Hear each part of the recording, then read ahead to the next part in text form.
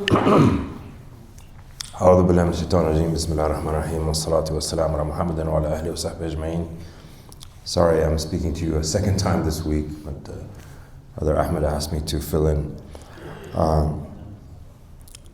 So I'm just going to continue a little bit more detail about the revelation, the wahi, how the Prophet ﷺ used to receive it.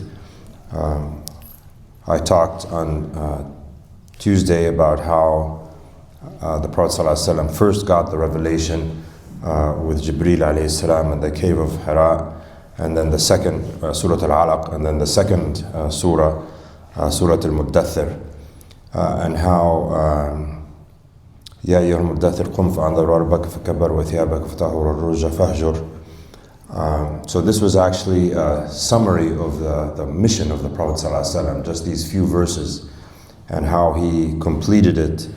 The last ayah in that short section of Surah Al-Muddathir, وَالرُّجَّ فَاهْجُرْ, so the idols, not to worship them, and how the Prophet ﷺ, remember that when he went into Mecca to take over Mecca, one of the first things he did was that he broke the idols in the Kaaba. So he completed his mission, and he was true to what the original points of the mission were, with finally destroying all the idols that were in the Kaaba. So how did the revelation used to go to the Prophet ﷺ? It would come in different ways, but we have to remember that this was a mighty thing. This is a huge thing that the Prophet ﷺ was receiving. The words would go from Allah directly to Jibreel alayhi salam. So Allah subhanahu wa ta'ala would say the words to Jibreel. So Jibreel is speaking directly to Allah subhanahu wa ta'ala and receiving the words. And then Jibreel would take the words and bring them to the Prophet sallallahu alaihi wasallam. And the description as Jibreel was bringing the portions of the Quran from Allah subhanahu wa ta'ala to the Prophet sallallahu alaihi wasallam, the other angels would be asking him, what did he tell you? What did he tell you? What did Allah subhanahu wa ta'ala say to you, Jibreel? Because they wanted to hear the words of Allah subhanahu wa ta'ala as well. And so Jibreel would reply, Al-Haq, Al-Haq, Al-Haq, the truth, the truth, the truth, about the words of the Quran. There's even description that as the words of the Quran are being revealed and brought down, it was like the sound of chains being dragged across the mountain. So such loud chain sound dragging across the mountain. This is the immense miracle of the Quran, subhanAllah, coming down from Allah subhanahu wa ta'ala directly to Jibreel and then to the Prophet sallallahu alaihi wasallam. So we have to remember that this book that we have here is directly the words of Allah. This is Allah speaking to us directly through Jibreel, through the Prophet ﷺ, and then speaking to us, and that it is a mighty thing.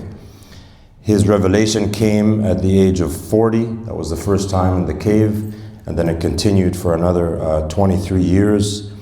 Also the description in Surah Al-Hashr, we all know this ayah, but it emphasizes the might and the immensity of the Quran.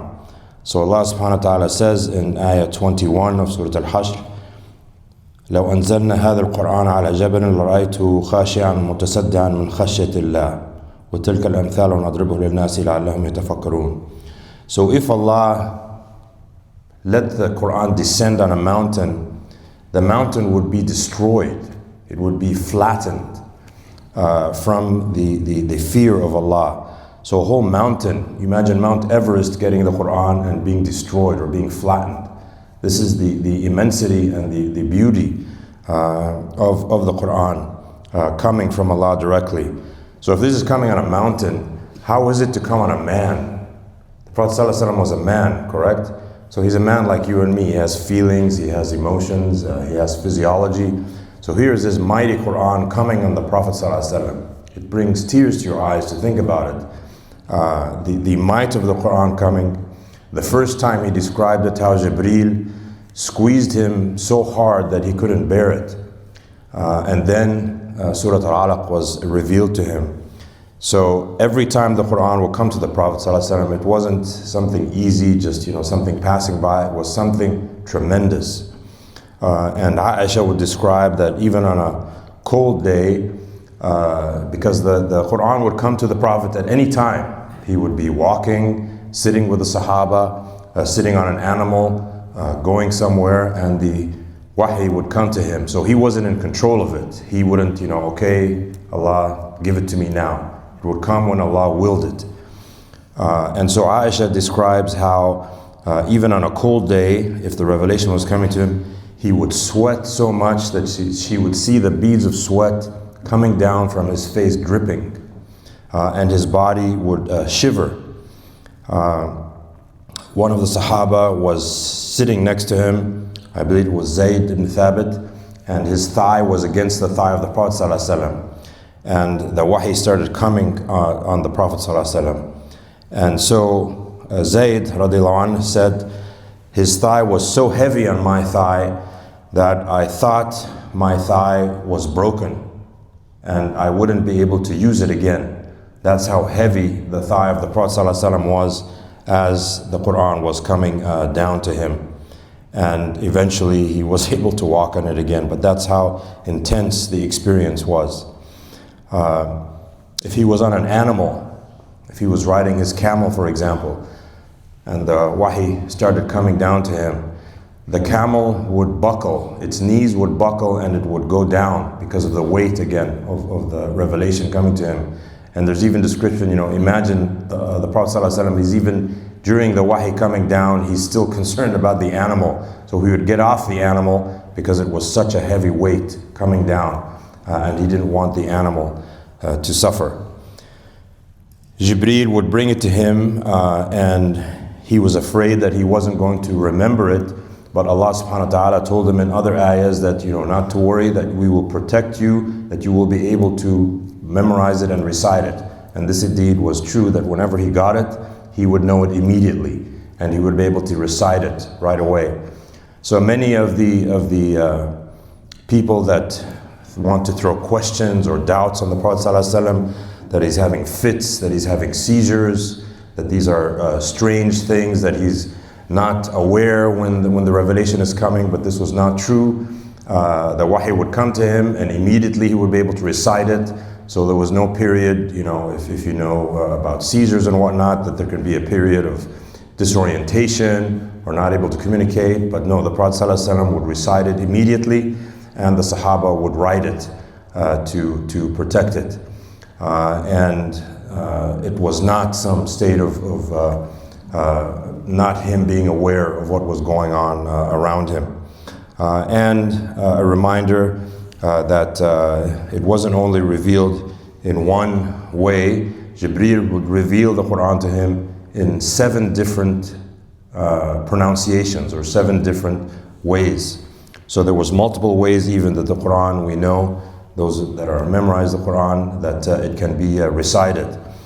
So the Quran, subhanAllah, is an amazing book.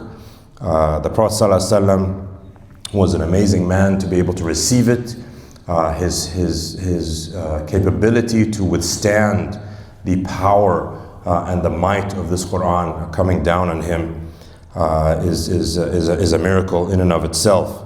And then lastly, one of the descriptions of Surah Al-An'am. Surah Al-An'am was one of the few surahs that was revealed to the Prophet all at once. So 20 pages, I believe, that it all came down at once. And the description in the hadith is that there were, when Jibreel brought it, there were 70,000 angels coming with him to bring Surah Al-An'am to the Prophet ﷺ. It was revealed all in one go. So again, different ways. He would get short portions, he would get maybe half the surah, depending on what the situation was. It would come to him if there was a certain event occurring, and Allah would reveal something to him so that the Sahaba could learn. But Surah Al-An'am, one of the surahs that came all at once. And again, you can imagine how heavy this was on the Prophet ﷺ. Mountains would be destroyed if the Quran came down on them.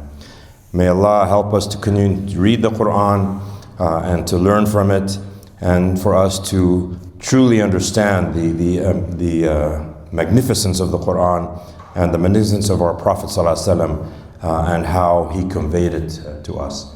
Jazakumullah khair.